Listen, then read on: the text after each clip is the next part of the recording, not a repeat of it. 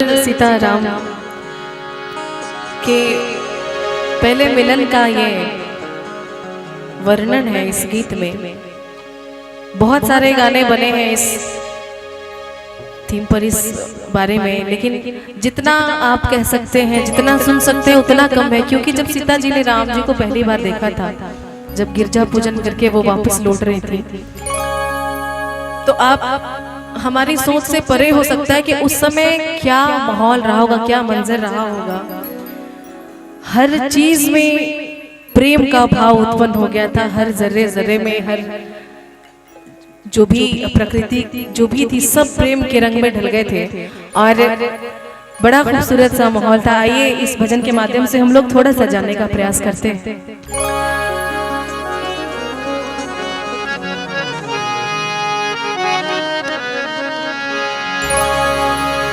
गिरिजा पूजन चली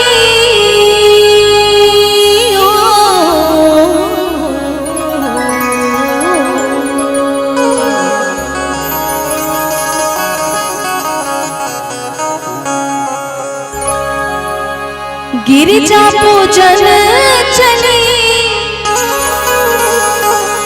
सिया सुकुमरिया नजरिया लड़ल राम से, बीच फूलवरिया नजरिया लड़ल राम से, बीच फूलवरिया नजरिया लड़ल राम से। गिरिजा पूजन चली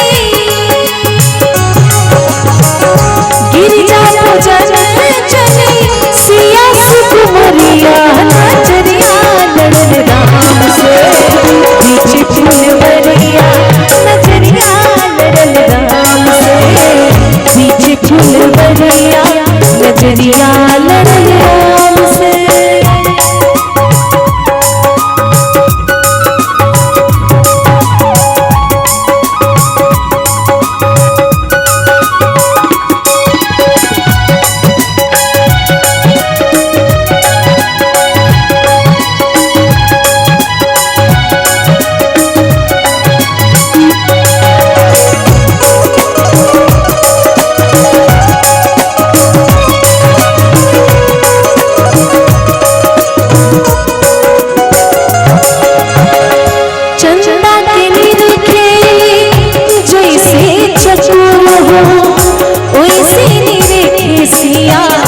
राम जी की ओर हो,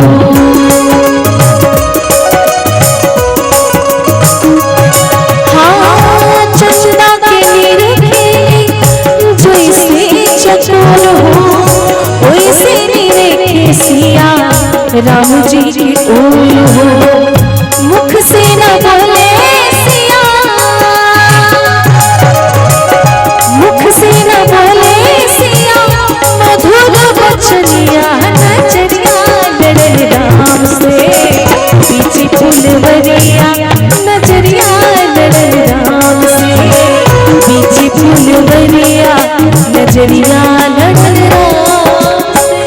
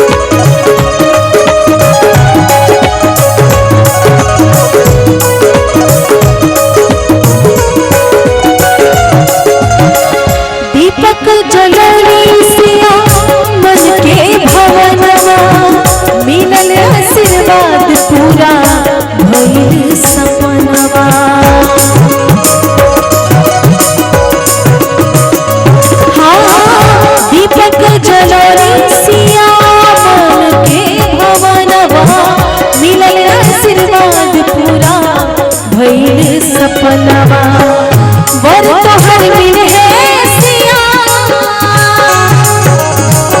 वर तो हर मिल है सिया राम धनुर धरिया नजरिया लड़न राम से पीछे फूलवरिया नजरिया लड़न राम से पीछे फूलवरिया नजरिया लड़न राम से।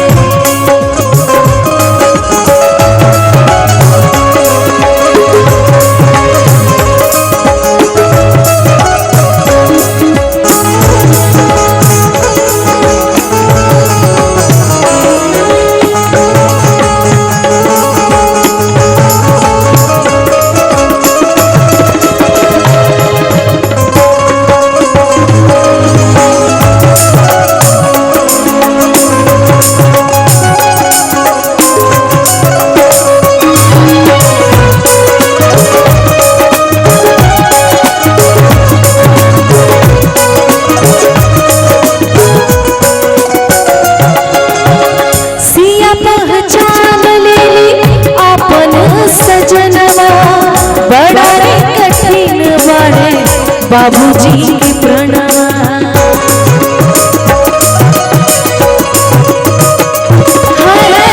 सिया पहचान मिली अपन सजनवा बड़ा रे कठिन बाड़े बाबूजी की प्रणवा थर थर कांपे लगन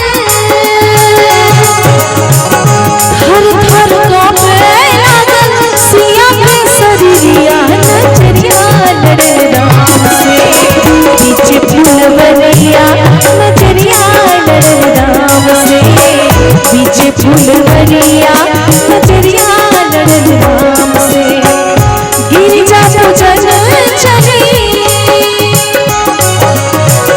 गिरिजा पूजन चली सिया सुकुमरिया नजरिया लड़न राम से पीछे फूलवरिया नजरिया लड़न राम से पीछे फूलवरिया नजरिया लड़न राम से पीछे फूलवरिया नजरिया लड़न राम से पीछे फूलवरिया नजरिया लड़न राम से पीछे फूलवरिया नजरिया लड़न राम से।